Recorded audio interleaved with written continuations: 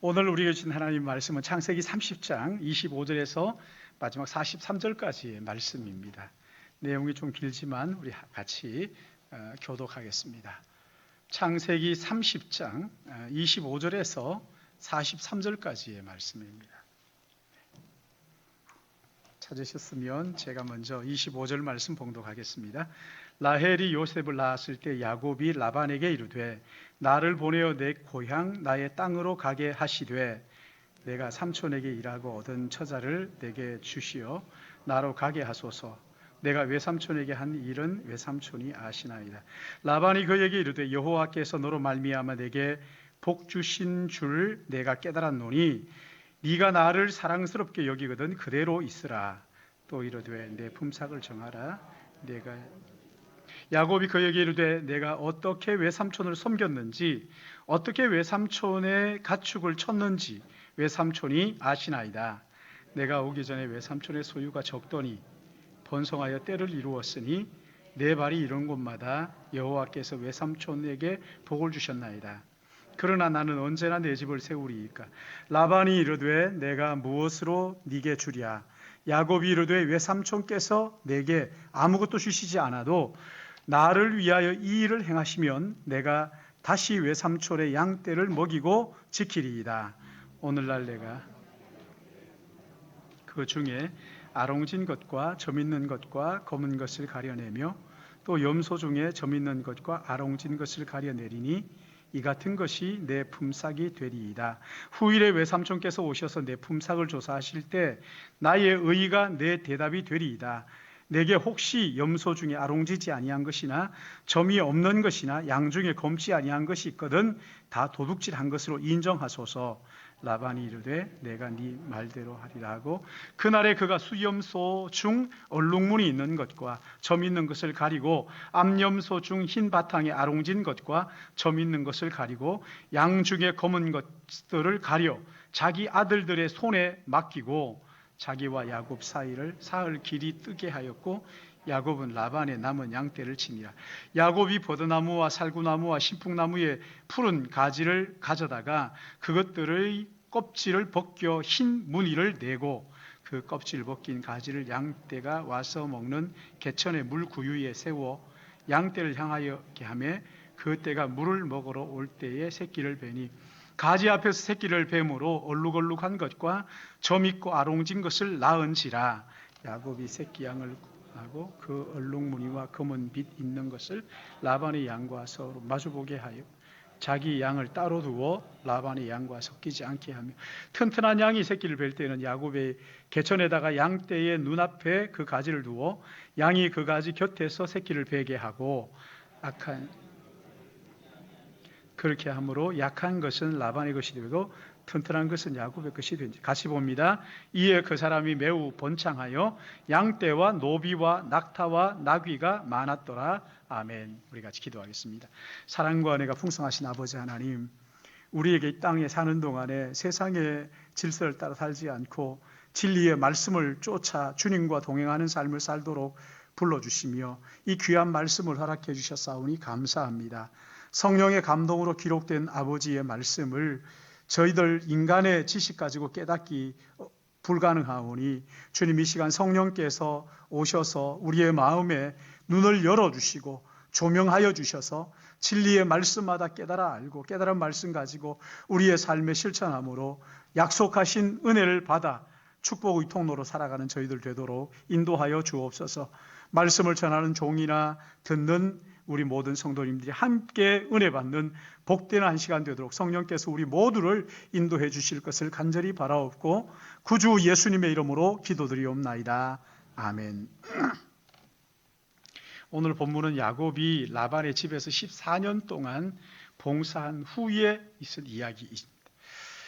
야곱의 외삼촌 라반은 창세기 24장 29절 30절에 처음 등장하는데 리브가에게 오라버니가 있어 그 이름을 라반이라. 그가 우물가로 달려가 그 사람에게 이르러 그의 누이의 코골이와 그 손의 손목 고리를 보고 또 그의 누이 리브가가 그 사람에게 자기에게 이같이 말하더라 함을 듣고 그 사람에게로 나아감이라. 그때에 그가 우물가 낙타 곁에 서 있더라. 아브라함의 종이 아들 이삭, 그 아브라함의 아들 이삭의 아내를 구하기 위해서 하란에 왔을 때 라반이 그를 만나 주목했던 것은 그 사람이 아니라 그 사람이 가지고 온 폐물들과 낙타였다는 것을 성경에서 알 수가 있죠. 그러니까 이 라반은 유독 재물에 관해서 관심이 많은 물질주의자였고, 이 물질이 자기 인생의 전부였어요. 야곱은 그런 라반의 양떼를 7년 동안 치고 그의 딸 라헬을 아내로 맞이하는 첫날 밤에 외삼촌 라반에게 속아서 7년을 더 수고하고 도합 14년 동안 양떼를 치면서 봉사를 했지만 봉급 한 푼 제대로 받지 못한 것이지. 14년이 지나 라헬에게서 요셉이 태어났는데 그때 비로소 야곱의 마음속에 고향으로 돌아가야 되겠다는 생각이 들었어요. 그리고 외삼촌을 만나 자기의 생각을 말하자 28절에 내가 어떻게 너를 그냥 돌려보낼 수가 있겠느냐? 너 때문에 하나님 내게 복을 주셨으니까 네가 나를 사랑한다면 여기 있어라. 그리고 이제 너의 품삯을 정하라. 그러니까 지금 우리가 읽은 이 본문 말씀은 야곱과 라반이 연봉 협상하는 테이블에 마주 앉은 장면이 오늘 본문의 말씀이지. 여기 32절 말씀을 보시면 야곱이 뭐라고 제안합니까?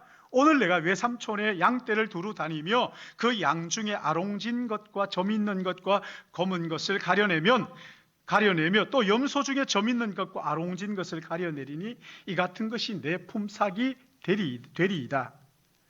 그러니까 염소 가운데 점 있고 또 잘 나오지 않는 것들을 품삯으로 요구합니다. 그러자 라반이 어떻게 하는지 34절에서 36절에 나오는데, 야곱이 말한 그 얼룩무늬 양과 염소들을 가려내 가지고 그것을 라반의 아들들에게 맡겨서 야곱으로부터 사흘 길이 떨어진 곳에서 치게 하고 그 나머지를 야곱에게 치게 하는 것이죠. 여러분, 사흘 길이 40km 걷는다면 120km입니다. 그러니까 먼 거리에 떨어뜨려 둠으로써 야곱에게 작은 여지도 주지 않겠다, 그런 것이지. 그러니까 이 라반은 물질주의자였을 뿐만 아니라 악덕 기업주 중에서도, 애들 말로 빌자면 악덕 기업주 가운데 대마왕이었어요. 그런데 그 결과가 43절에 이렇게 말합니다. 이에 그 사람이 매우 번창하여, 여기 그 사람은 야곱을 말하는 겁니다. 야곱이 매우 번창하여 양떼와 노비와 낙타와 나귀가 많았더라. 자, 여기 매우라는 말은요, 우리가 상상할 수 없는 어마어마한 그런 말이고, 번창하여라는 말은 이게 미완료 시제입니다. 지금도 계속해서 번창하고 늘어나고 있다, 그런 말이에요. 하나님께서 야곱의 재산을 축복해 주셔가지고 어마어마하게 늘어나고 있다, 이렇게 말하는 거거든요. 여러분, 어떻게 라반과 같은 이런 악덕 기업주 밑에서 이런 일들이 일어날 수 있느냐 말입니다. 아니, 야곱이 거부가 된 비결이 도대체 뭐냐는 거죠. 라반과 야곱이 연봉 협상하는 이 이야기를 성경에 왜 이렇게 장황하게 기록한 것일까요? 하나님이 이 성경을 통해서 우리에게 하시고 싶은 말씀이 무엇일까요?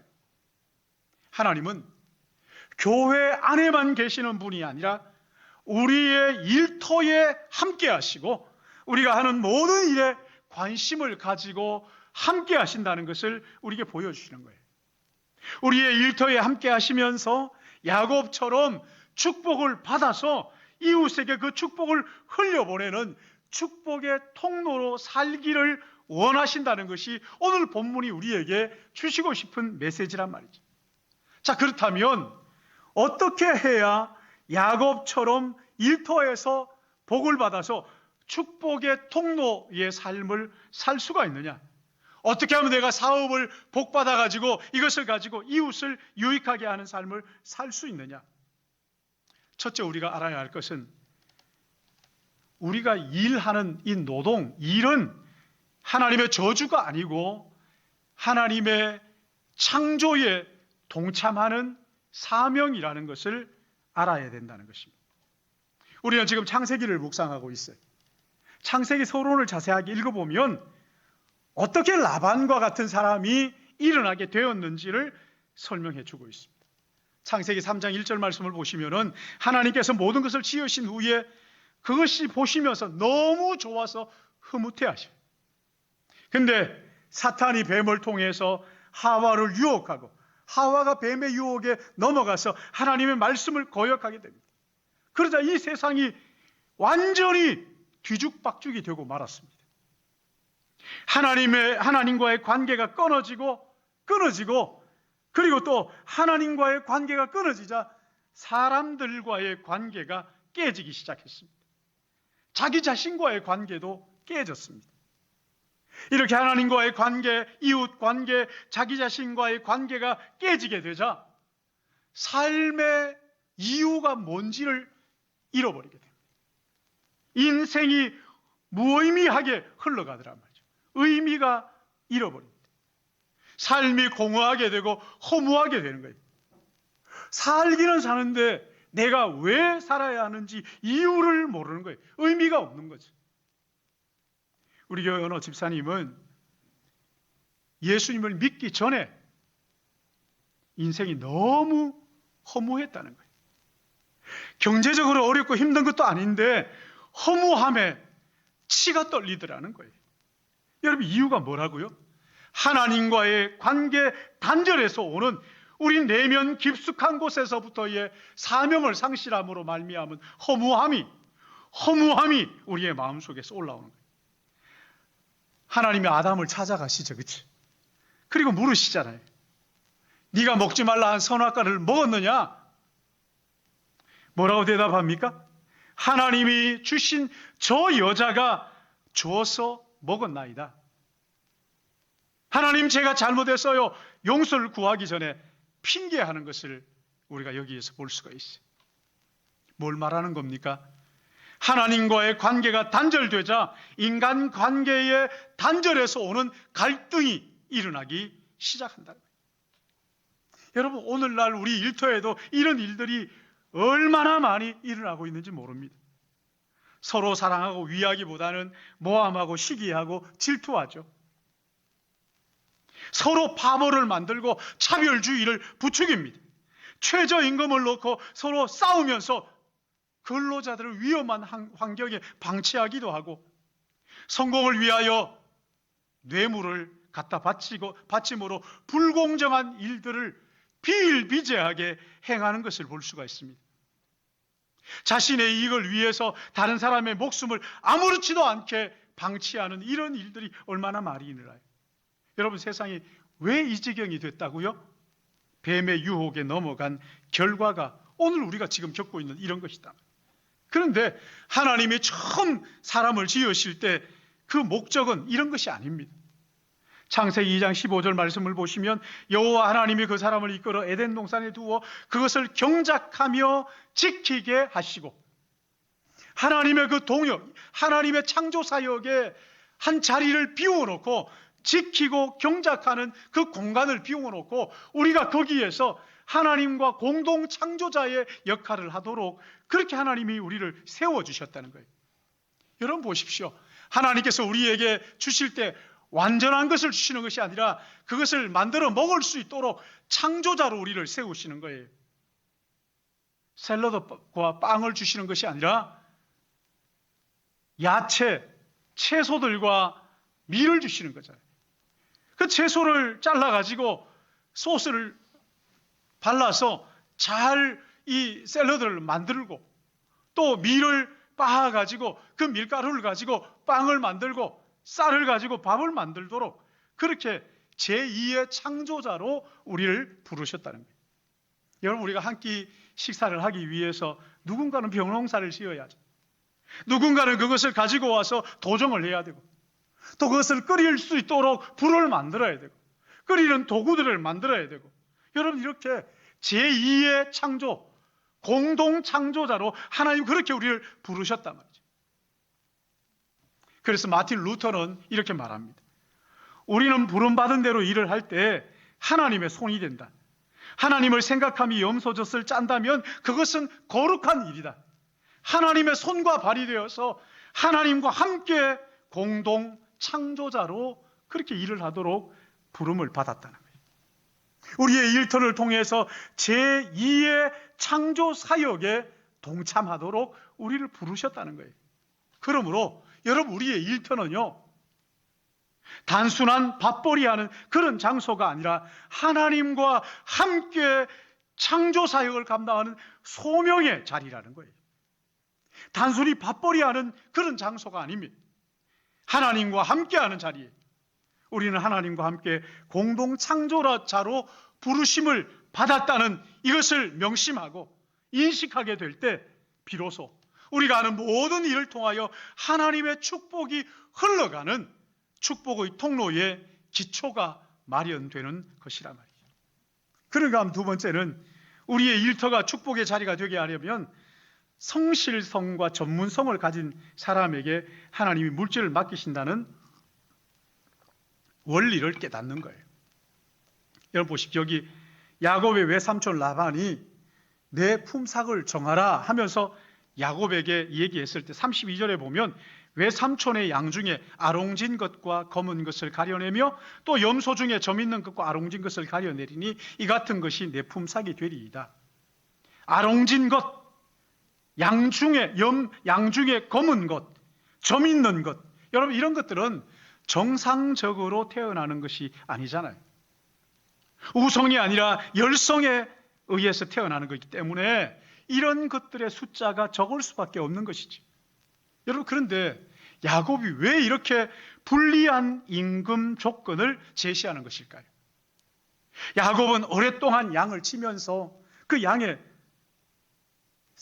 습성을 잘 알게 되었어요.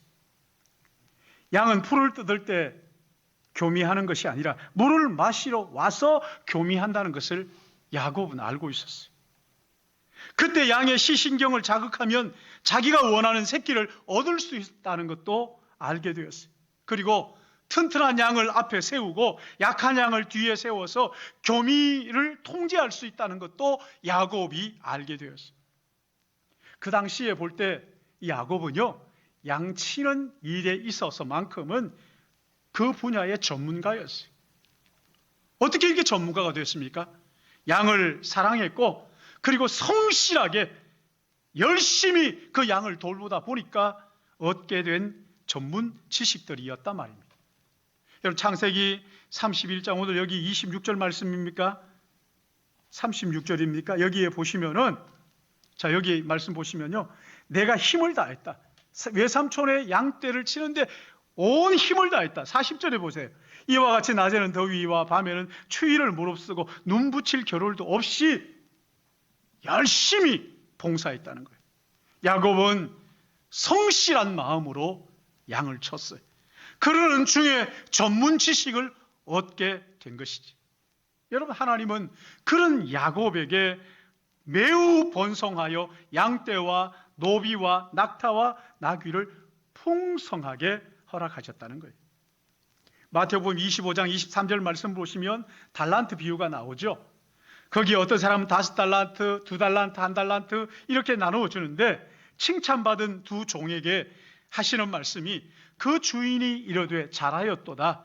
착하고 충성된 종아, 내가 적은 일에 충성하였으며 내가 많은 것을 네게 맡기리니 네 주인의 즐거움에 참여할지어다.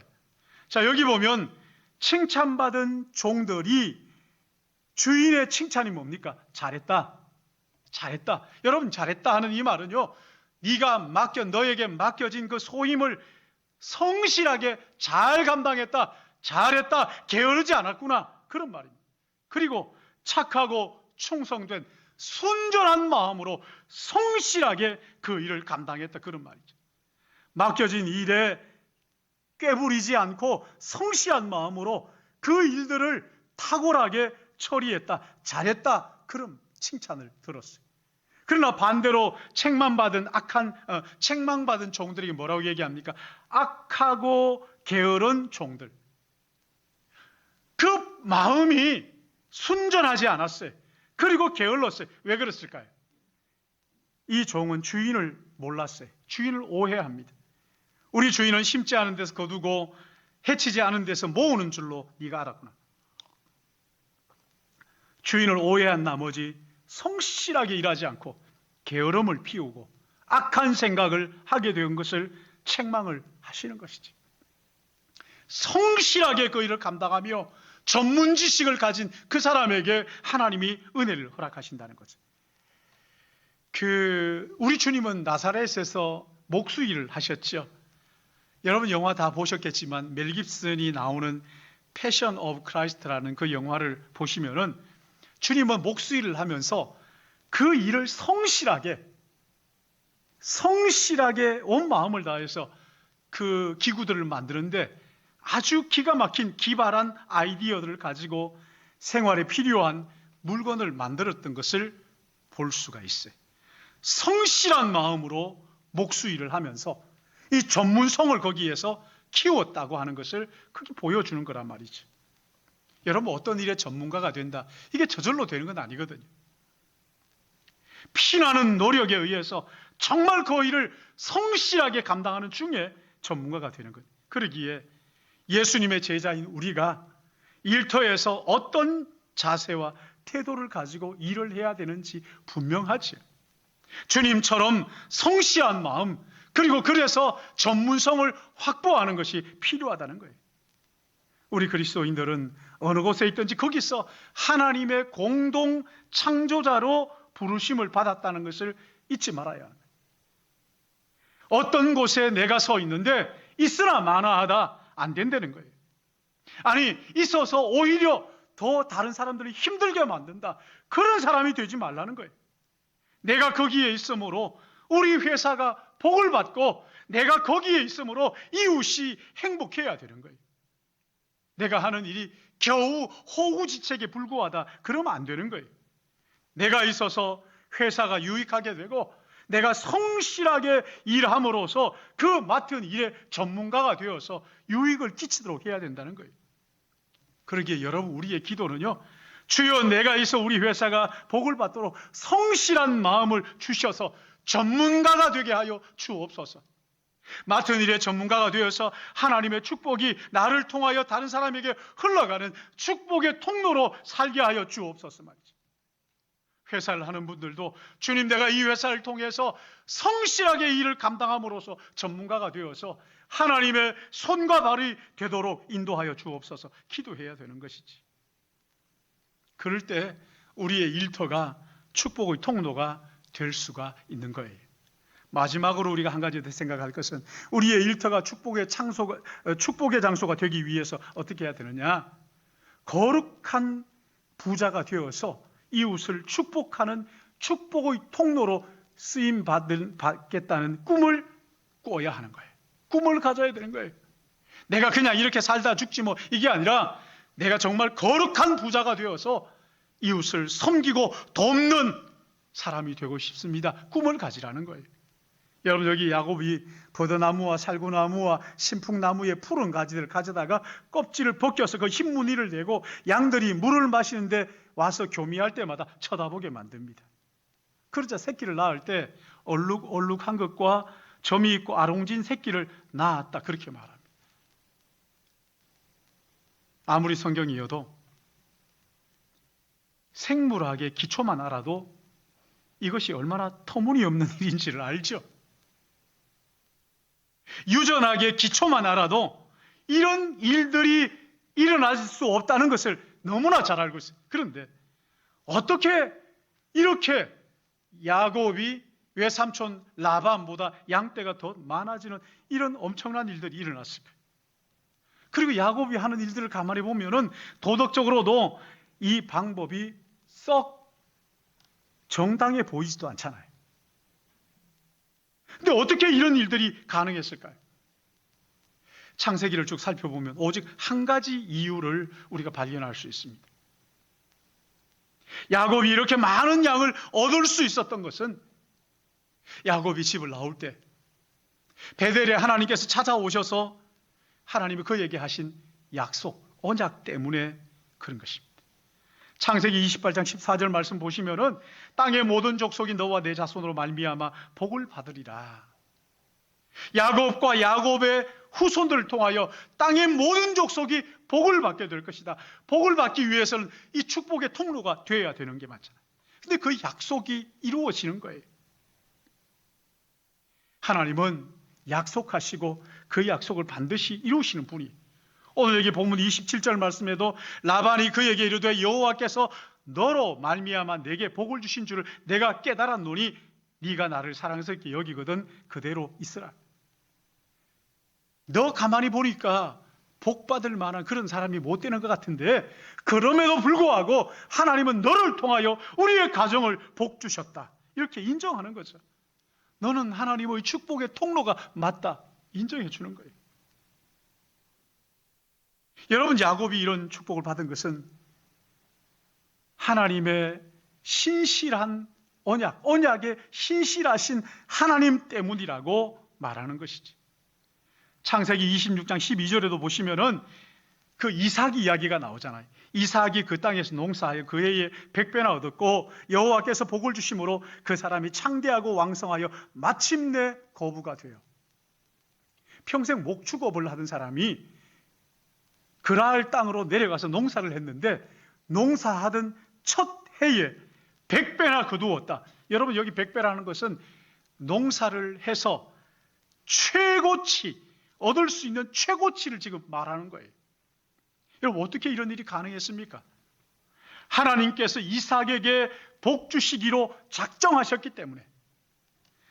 솔로몬이 전도서 11장 5절에 이렇게 말합니다. 바람이 길이 어떠함과 아이 낳은 자의 태에서 뼈가 어떻게 자라는지 내가 알지 못한 같이 만사를 성취하시는 하나님의 일을 네가 알지 못하느니라.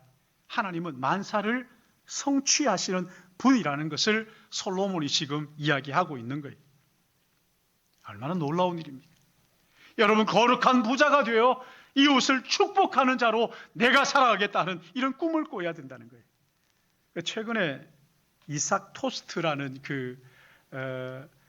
샌드위치 토스트 만드는 거기 대표가 이하경 대표인데 아주 신실한 크리스찬이에요. 그 이야기를 우연히 유튜브에서 봤습니다. 이분의 남편이 몸이 안 좋아가지고 일을 할 수가 없어서 자기가 길거리에서 토스트를 구워서 팔게 됐다는 거예요. 어느 날 자기와 처지가 비슷한 이 딱한 사람을 하나 만났는데 이 사람에게 내가 이렇게 토스트를 팔아보니까 살만하던데 당신도 이 토스트를 팔아가지고 구워서 사시라고. 근데 가진 게 아무것도 없었어요. 자기의 사비 8천만 원을 들여가지고 가게를 내줬는데 얼마나 잘 되는지 사람들이 너도 나도 찾아와가지고 가맹점을 내겠다고. 그래서 안 된다고 하는데 이야기를 들어보니까 너무 딱하더래요. 그래서 가맹비도 없이 내주기 시작했는데 우리나라 국내에만 850개 가맹점이 있답니다. 가맹점 하면 아마 사업을 해보신 분들은 머리에 다 들어올 거예요. 거기에 인테리어를 자기가 자기식으로 만들어가지고 엄청난 그 돈을 남기잖아요. 근데 이 사람은요, 가맹점을 내주더라도 인테리어는 자기들이 하라고. 인테리어 비용도 받지 않습니다. 물건을 대줄 때에도 가장 좋은 것으로 저렴하게 하기 위해서 이 발품을 팔고 쫓아다니는 거예요. 그런데도 이 얼마나 커져가지고. 근데 이렇게 사업이 좀 되고 있을 무렵에 너도 나도 할 것 없이 같은 종의 경쟁 업체가 생기기 시작했다는 거예요. 그것 때문에 고민을 하고 있는데 어느 날 찬바람이 부는 늦 가을에 처녀 하나가 여학생 하나가 와가지고 토스트를 먹는데 토스트를 먹으면서 그러더래요. 그냥 먹어도 맛있지만 여기에 소스를 곁들여서 먹으면 훨씬 더 맛있겠어요. 그 소스는 뭘 넣고 이렇게 해서 이렇게 소스를 만들면 훨씬 더 맛있을 것 같아요. 그랬다는 거예요. 그래서 그 여학생이 가고 난 다음에 심심하니까 그거 가지고 이제 소스를 만들었어요. 그리고 그걸 발라가지고 오시는 손님들에게 시식을 시키고 내가 새로운 소스를 하나 만들었는데 드셔보시라고. 깜짝 놀라는 거예요. 너무 맛있다고. 그래서 그걸 팔아가지고 그냥 대박이 난 거예요. 돈을 하루하루 헤아릴 수가 없어가지고 일주일 동안 그 비닐봉지에 넣어놨다가 주일이면은 예배드리고 와서 그 돈을 헤아렸다는 거예요. 그만큼 많이. 그리고 지금도요, 가맹비 좀 받지 않고 인테리어 마음대로 하고 가장 좋은 것을 가장 저렴하게, 그래서 내가 그 어려운 시절에 그렇게 하나님의 은혜로 살았는데 당신들도 이 은혜로 살으라고. 여러분, 이 이삭 토스트가요, 우리나라에서 가장 좋은 가맹점으로 상을 받았습니다. 사랑하는 여러분, 우리 하나님은요, 무슨 일을 하든지 우리를 공동의 창조자로, 우리 일터로 우리를 부르신 것을 믿으시길 바랍니다. 그런가 하면 하나님께서 성실함과 부지런함 가지고 탁월함을 가지고 섬기게 될 때 우리 하나님께서 그에게 물질 주시는 거예요. 뿐만 아니라 그 물질을 가지고 내가 거룩한 부자로서 하나님의 손과 발로 쓰임을 받겠다. 그래서 하나님의 나라를 이 땅에 펼치는 우리 모든 믿음의 가족들 되시기를 예수님의 이름으로 축복합니다.